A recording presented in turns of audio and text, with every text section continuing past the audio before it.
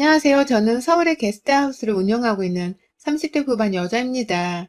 40대 초반의 남편과는 6년 전에 시골을 옮겼고 현재 아이는 없는 상태입니다. 둘 다 아이를 무척 가지고 싶어 했지만 이제는 둘 다 나이가 있기 때문에 현실적으로 어려울지도 모른다는 생각에 거의 포기를 해버린 상태나 마찬가지예요. 시험관 시술도 여러 차례 해봤었지만 모두 다 실패를 했고 그쯤 되니 아이는 우리 운명이 아닌가 싶더라고요. 슬픈 와중에 주변을 둘러보면 모두가 자기 아이 하나쯤은 가진 채 행복하게 살고 있었기 때문에 우울하고 괴로웠던 순간들도 참 많았습니다. 나 혼자 무슨 죄를 지었길래 아이가 없나 싶어서 제 배를 한참 들여다보면서 정신 나간 사람처럼 방 안에 갇혀 지낸 적도 있었네요. 하지만 그런 앞날에 대한 회의감, 아이를 향한 욕심 같은 것들은 코로나가 터지면서 한 방에 정리가 되더라고요. 현실적인 돈 문제 앞에서는 이런 고민, 걱정들이 아주 그냥 아무짝에도 쓸모가 없는 사치가 되었습니다. 제가 운영하는 게스트하우스는 저의 전 직장에서 받은 퇴직금과 부모님으로부터 물려받은 단독주택 하나를 가지고 시작했던 사업이었습니다. 과감했던 저의 첫 사업이자 저의 전 재산이 몰빵된 사업이었어요. 부모님은 아직 정정하게 살아계시지만 관리하기 힘든 단독주택을 버거워하셨고 마침 동네 주변이 중국 관광객들도 많이 몰려온다고 하고 여기저기 상권이 활발히 커지면서 게스트하우스를 운영하는 것에 관심을 두셨었는데요.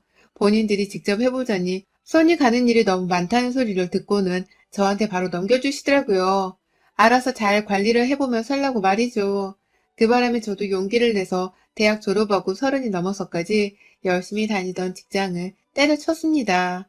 제 젊은 시절을 다 바쳐 일했던 직장이었지만 정말로 큰 용기를 가지고서 사표를 냈었어요. 퇴직금 쏟아부어다가 단독주택 인테리어를 싹 다 해버렸고 방마다 침대 들이고 가구 들이고 정원까지 가꾸면서 제 온 하루를 투자해 만들어낸 게스트하우스였습니다. 당시 남편은 저랑 교제를 하고 있던 남자친구였는데 제가 회사를 그만두고 숙박 사업을 하는 과정을 옆에서 다 지켜봤었어요. 남편은 직장을 다니고 있었기 때문에 제가 일하는 시간을 볼 수가 없었지만 주말이면 꼭 저희 숙박에 와서는 완성되어 가는 과정도 지켜보고 잡일도 도와주곤 했습니다. 그냥 우리 부부가 꽁냥거리면서 연애도 하고 일도 했던 의미 있는 공간이었어요. 그런데 코로나로 인해서 그 많은 손님들이 정말 한순간에 끊기더라고요. 사람은커녕 개미새끼 몇 마리만 마당에 기어다니고 있는 상황이었습니다. 제법 돈이 잘 벌린다고 생각을 해오던 참이었는데 갑작스런 바이러스의 출몰로 저는 여간 멘붕에 빠진 게 아니었어요. 아이 문제로 개인적인 마음고생했었던 와중에 사업까지 그 모양이 돼버리니 난감했습니다. 나한테 죽으라는 소리인가 싶기도 했습니다. 다행히 친정 부모님의 연락과 말씀으로 어떻게든 정신을 부여잡고 살 수 있었어요. 사실 아이 문제로 인해서 남편과는 결혼 생활이 가면 갈수록 어색해져가고 남보다도 못할 정도로 멀어져만 갔었거든요. 함께 게스트하우스의 일을 도와주며 자기 일 마냥 신경 쓰고 애정을 쏟아붓던 남편도 어느 순간부터는 아이 문제를 핑계 삼아 신경질을 부리며 관심을 툭 끈더군요. 그러곤 꼭 네 일은 네가 알아서 해. 내가 와주길 바라지도 말고 내가 뭘 해주길 바라지도 마. 네 사업이니까 돈이 벌려봤자 네 직업으로 들어가잖아. 라면서 매정한 말을 하더군요. 우리 부부 사이가 좀 더 풍족하게 잘 살고자 하는 사업이었는데 남편은 꼭 네 사업인지 내 사업인지를 따져가며 저와 선을 그으려 했습니다. 사업의 수입을 나눠주지 않아서 그런가 싶어 용돈을 주려 하기도 했었는데 돈만 받고는 입을 꾹 다물더라고요. 고맙단 소리 한 번 하지 않은 채 그 돈으로 자기 엄마만 모시고서 급기야 소고기까지 사주러 가더라고요. 나 엄마랑 밥 먹고 들어가. 라면서 퇴근길에 전화가 와서는 자기 혼자 시어머니를 만나 고기를 구워 먹고는 집으로까지 소고기 냄새를 아주 솔솔 풍기며 들어왔습니다. 맛있게 먹었어? 라고 모른 척 물어보면 남편은 네가 준 돈으로 라며 속 터지는 대답을 하곤 했죠. 그러면 아니나 다를까 시어머니는 문자가 와서 네가 애는 없어도 시어머니 호강을 시켜줄 줄 아는구나. 그래 그렇게 용돈도 팍팍 주면서 네 남편 키는 네가 살리고 살아야 하는 거다. 비록 애가 없어서 네 남편 키가 많이 상했을 테지만 돈이라도 아낌없이 쥐어주며 남편 대접 잘해줘라. 라며 꼭 남편을 거두는 잔소리를 하곤 하셨습니다. 정확히 따지자면 잔소리가 아닌 헛소리였죠. 그런 식으로 제가 고생해서 건네주는 돈을 입 꼭 다물고 받아먹더니만 저희 부모님을 위한 선물 하나 사줄 생각도 안 하고 저를 위한 근사한 외식 한번 해줄 생각을 하지 않는 남편에게 딱 코로나가 터지기 직전에 용돈을 끊어버렸어요. 그게 작년 초였죠. 무작정 용돈을 안 준다면서 남편은 마치 맡겨놓은 돈이라는 마냥 제게 화를 내기 시작했고 그런 남편의 모습에 저는 더 진절머리가 나며 정이 뚝 떨어졌습니다. 그러던 와중에 갑자기 코로나가 찾아오게 되었고요. 그 바람에 제 사업이 잘 되지 않아 힘들어하니까 남편도 사람이긴 한 건지 용돈 문제는 더 이상 언급하지 않더라고요. 코로나 덕분에 오히려 남편하고의 신경전이 뚝 끊겨버리게 되었고 저는 저대로 남편은 신경도 쓰지 않은 채 숙박일을 일으켜 보겠다며 밖에서 고군분투를 하고 살았습니다. 남편과 시어머니께 신경을 하나도 쓰지 않으니 제 정신 상태는 솔직히 이전보다 훨 맑아져갔어요. 보통 같으면 집에서 남편 눈치에 시어머니 전화 눈치까지 보면서 혼자 속 끓이는 일이 많았을 텐데 일에 몰두를 하다 보니 그 누구도 신경이 쓰이질 않았습니다. 먹고 사는 현실적인 문제가 더 급한데 시무나 남편은 제게 아무짝에도 쓸모없는 것들이었으니까요. 그 사이 저는 저대로 외국인 관광객들이 아닌 국내 소비자들에게로 사업의 방향을 빠르게 전환시켜 그나마 손해를 덜 본 채로 밥벌이는 하고 살 수 있게 되었습니다. 전보다 분명 반값도 싸졌고 손해보는 일이 많았지만 내 일을 계속하고 있는 게 어디냐는 마음으로 정신을 붙잡고 열심히 일을 했어요. 하지만 제 일이 다시 잘 되기 시작하니 남편이란 놈이 옆에서 신경을 긁기 시작했습니다. 바로 잊혀졌던 그 용돈 문제로 말입니다. 가장 첫 시작은 바로 시어머니셨어요. 올 초부터 부쩍 저한테 전화를 하시더라고요. 그 전까지는 이러다 제가 숙박 사업을 쫄딱 말아먹고는 자기한테 돈이라도 꿔달라고 하는 게 아닌가 싶었는지 제게 통 연락도 하지를 않으셨거든요. 그런데 제가 막 집에서도 손님 상담 전화를 받고 예약이 바빠져 숙소에서 집까지 왔다 갔다 하는 걸 남편한테 들었는지 갑자기 올 초부터 부쩍 자주 연락을 해오셨어요. 처음에는 요즘 사업이 바빠졌다며?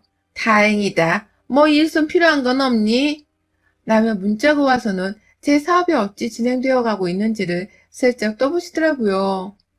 그 당시만 해도 전 우리 시어머니가 그렇게까지 쓰레기인 줄은 모른 채 단순히 안부 인사인 줄 알고서 네, 다행히 사업이 다시 바빠지기 시작했어요. 라면서 답장을 했어요. 그러자 시어머니는 기다렸다는 듯이 전화를 해서 말하시더라고요. 그래, 요즘 작년 한 해 동안 네 남편이 네 걱정으로 얼마나 밤잠을 설쳤는 줄 아니? 네가 좀 잘 챙겨줘라. 지갑도 비지 않게 두둑히 현금 좀 넣어놓고 집에서 풀떼기만 먹지 않도록 고기 반찬도 잘 만들어 내주고 라고 말이죠. 솔직히 그 말을 들으니 어른이셨음에도 불구하고 제 입에서 닥치란 말이 먼저 나올 뻔했습니다. 진짜 지 아들밖에 모르는 게 자랑인 줄 아는 시어머니의 무식함이 소름 끼치려고 하더라고요.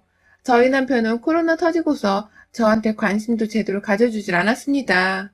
자기 용돈 문제로 신경질만 부리더니 코로나로 제 사업이 어려워진 걸 알고 나서부터는 아예 돈 얘기는 꺼내지 않은 채 무시를 하는 것으로 배우자인 절 방관했어요. 분명 먼저 저를 무시하고 돈 못 버는 능력 없는 여자를 본 건 남편이었습니다.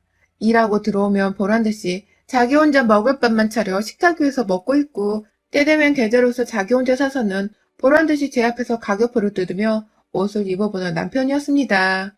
제 사업은 아예 망했다고 단정을 지은 것처럼 저에게 무시와 하찮은 표정으로 일관을 하기 바쁜 놈이었어요.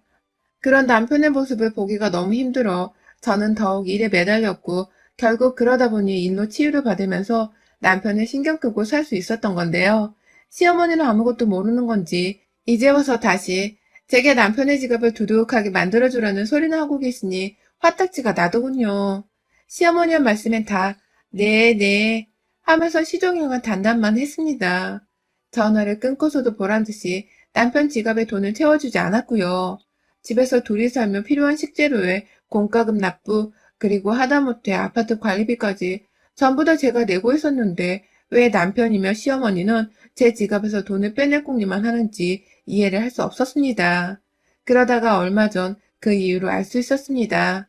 저희 시어머니는 최근까지도 지독하리만큼 제게 연락을 해오셨어요.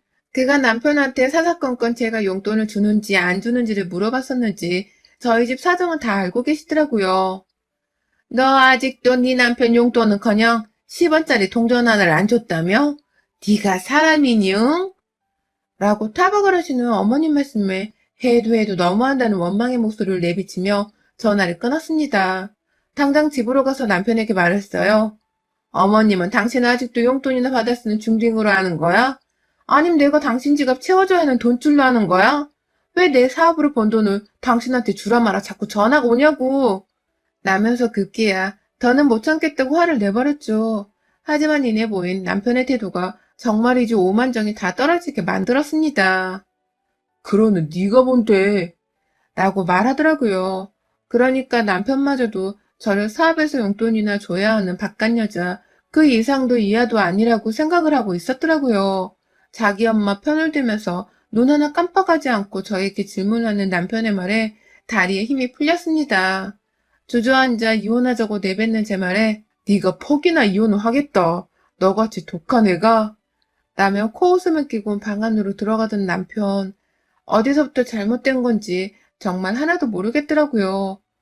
주구장창 나를 원망하고 무시만 했던 남편을 어떻게 대했어야 내가 좀 더 대우를 받을 수 있을까 싶어서 저를 향한 후회도 막심했습니다.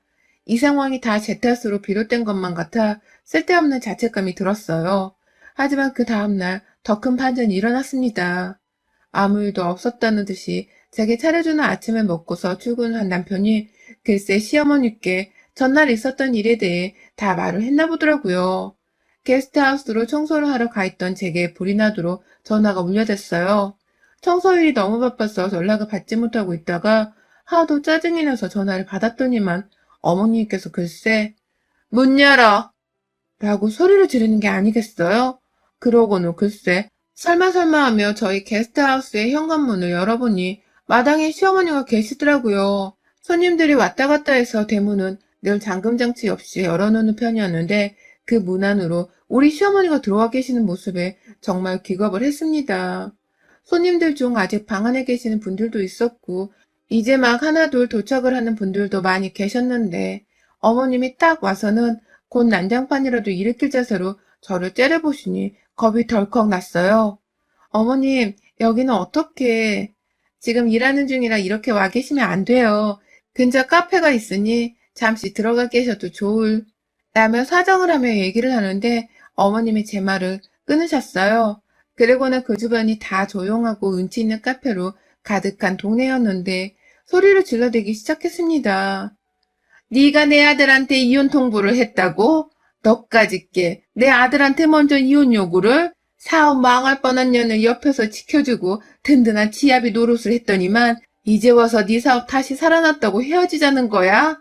이거 완전 숯바른 년이네. 너한테 필요 없다고 이제 와서 네 남편이랑 헤어지겠다 해? 간이 배 밖으로 튀어나와도 유분수지. 어디 감히 손님 뒤치다거리나 하는 애가 내 아들한테 이혼을 요구해. 라면서 대충 제가 자기 아들한테 먼저 이혼하자고 요구를 한 것에 앙심을 품고서 찾아오셨더라고요. 내 남편이 언제 제 옆에서 든든한 남편 역을 해줬는지 기억도 안 나지만 저를 찾아와 지 아들의 남편이 어딨냐면서 자기 아들을 두둔하기에만 급급했습니다. 제가 아무리 진정하려 용을 쓰고 애를 써도 제 말은 귓등으로 듣지를 않은 채 마당에서 계속 소란을 피워댔어요. 지방에서 잠시 올라와 계셨던 한 40대 남자 손님께서는 무슨 일이냐며 놀래 마당으로 뛰쳐나오셨고 결국 저는 손님들께 방해가 될까봐 급히 시어머니를 모시고 게스트하우스 안으로 들어왔습니다. 안으로 들여보내면 적어도 소리는 안 지른 채 제 앞에서 대화를 해보려 하실 것 같았거든요. 남편한테는 문자를 보내니 네가 알아서 해결해. 너가 이혼하자고 해서 이렇게 된 거잖아. 라면 자기 엄마 일에 아예 나몰라라 하더라고요. 자기 부인 사업장이 자기 엄마 때문에 난리가 났는데도 남일인 마냥 모른 척을 했어요. 그러니 저도 사람인지라 화가 나기 시작했습니다. 모자지간에 해도 정말 너무하더라고요. 제가 사업이 힘들 때는 쳐다도 보지 않고 연락조차 하지를 않더니만 사업이 좀 나아진다 싶으니 또 용돈을 달라고 난리고 급기야 자기 아들한테 이혼 통보를 했다고 난리부르스를 떠는 꼴이라니. 게다가 자기 아들이 지아비 노릇을 잘한 줄로만 알고 있는 시어머니의 말씀이 생각을 할수록 열불이 났습니다. 문제는 시어머니가 쉽사리 제 게스트하우스로 나갈 생각을 하질 않으셨다는 겁니다. 자기 아들한테 이혼 말을 먼저 꺼낸 것을 취소하고 당장 무릎이라도 꿇고 사과를 하라고 말하면서 말이죠. 급기야 자기 아들한테 올 때 미리 연락을 해놨기 때문에 지금 회사도 반차를 내고 저희 게스트하우스로 오는 중이라고 하는 겁니다. 아까는 분명 자기 엄마에 대해서 깜깜무소식이라는 듯이 모른 척하고 대수롭지 않아 했던 남편이 지금 저한테로 오는 중이라고 말이죠. 이제 보니 모자들끼리 서로 짜고 쳐서는 저를 한번 무릎이라도 꿇린 채 용돈이라도 받아보려고 아니면 기라도 죽여서 어떻게든 구워 삶아 보겠다고 작정을 한 듯 했습니다. 하지만 저는 당장 도움을 요청할 수 있는 사람들이 아무도 없었어요. 그러다 아까 마당에서 마주했던 40대 손님께서 멀찌감치서 저를 조용히 부르더라고요. 호들갑을 떨며 화를 내는 시어머니를 내버려둔 채 급하게 손님께로 달려나갔습니다. 그러자 손님은 내가 얘기를 계속해서 들어봤는데 사장님 괜찮아요? 라면서 저를 걱정해 주셨어요. 순간 그 말씀에 저도 모르게 울컥한 나머지 죄송합니다. 집안일인데 여기까지 끌고 와서 라며 눈물을 훔쳤고 급기야 손님께서는 경찰을 불러서 영업방해로 고소라도 하라며 정신을 차리라고 하시더라고요. 그리고 그 순간 현관 밖에서는 남편이 도착을 했습니다. 정말 손님 말씀이 맞았어요. 내가 지금 시어머니와 남편한테서 이런 취급을 받고 있느니 당장 경찰이라도 불러서 저것들을 싹 다 내쫓아 홍군형을 내줘야겠다 싶더라고요. 겁을 먹고 있다가 뒤늦게야 손님 말씀에 정신을 차린 겁니다. 저는 바로 손님께 불러주세요 라는 한마디를 남긴 채 남편을 게스트하우스 거실 안으로 들였어요.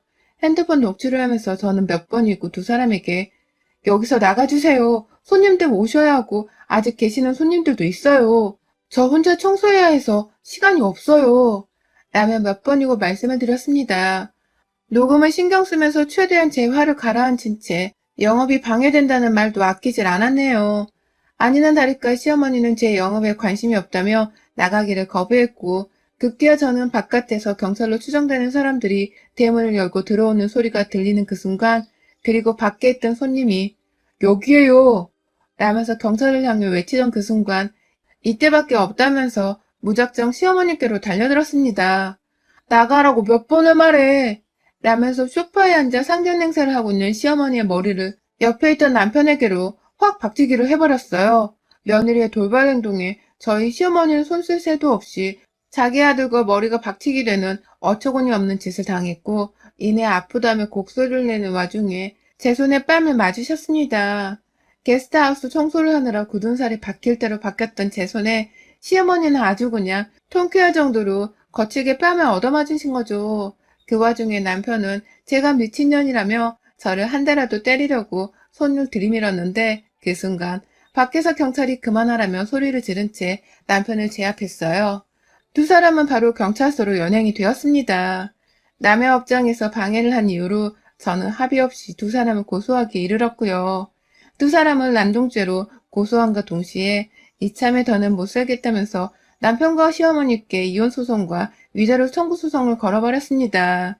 제 이혼에 책임이 없잖아 있는 시어머니께도 남편과 마찬가지로 정신적 피해에 대한 위자료 청구를 했고요. 남편에게는 그간 소홀하고 무심했던 결혼 생활의 책임을 물어 이혼 유책죄로 소송을 걸어버렸죠. 시어머니와의 마찰에서도 나 몰라라 하며 무시하려 했던 남편이 보낸 문자를 죄다 증거로 제출해버렸습니다. 솔직히 따지려고 들면 따질 수 있는 증거가 수도 없이 많았고 제가 그동안 책임지고 내던 생활비와 공과금까지도 모조리 다 받아내겠다면서 재산분할 소송까지 걸어버렸어요. 가진 거라고는 쥐뿔도 없던 남편은 졸지에 이혼하면서 그간에 저한테 받아온 혜택까지도 모조리 다 토해내야 하는 최악의 상황을 마주했습니다. 그런 남편은 아니나 다를까 물에 빠진 생쥐마냥 겁에 질려서는 내가 당신 사업 힘들 때에도 이혼 얘기 안 꺼내고 함께 있어줬잖아. 그런데 이렇게까지 해야 해? 이혼은 다시 생각해보자. 이젠 내가 당신 일도 도우면서 잘할게. 라면서 입에 발린 소리를 씹으렸습니다. 그리고 저는 그런 남편의 말이 다 거짓부렁이라는 거 너무나 잘 안다면서 사업이 힘들 때 이혼 얘기는 안 꺼내야 하는 게 정상인 거야. 너처럼 생색내면 안 되는 거라고 이 자식아. 라며 칼같이 합의를 거절했습니다. 결국 남편은 저하고 이혼을 하게 되었어요. 결혼 생활 6년 동안의 대가치고는 너무나도 작은 3,500만 원의 위자료를 받았고, 시어머니로부터는 이혼을 하게 만든 정신적 피해보상과 더불어 영업방해죄 벌금까지 합해서는 1,300만 원의 위자료를 받았고요. 제가 가지고 있는 게스트하우스 주택을 팔기만 해도 지금 당장 돈 10억은 우습게 받을 수 있는데, 두 모자한테 합쳐서 돈 5천만 원도 안 되는 위자료를 받아 좀 허탈하더라고요. 그래도 그 집구석 사람들한테는 이 돈이 어마무시하게 큰 돈이라는 거 잘 알아서인지 판결이 그 누구보다도 기뻤네요. 어디 한번 보란 듯이 이 위자료를 가지고서 맛난 엿이라도 사 먹으며 앞으로는 제 행복을 찾아 열심히 살 겁니다. 남편이나 시모처럼 제 노력과 삶을 무시하려 드는 것들이랑은 철벽을 치고 살 거예요. 여러분의 생각은 댓글로 남겨주세요. 오늘도 시청해주셔서 정말 감사합니다.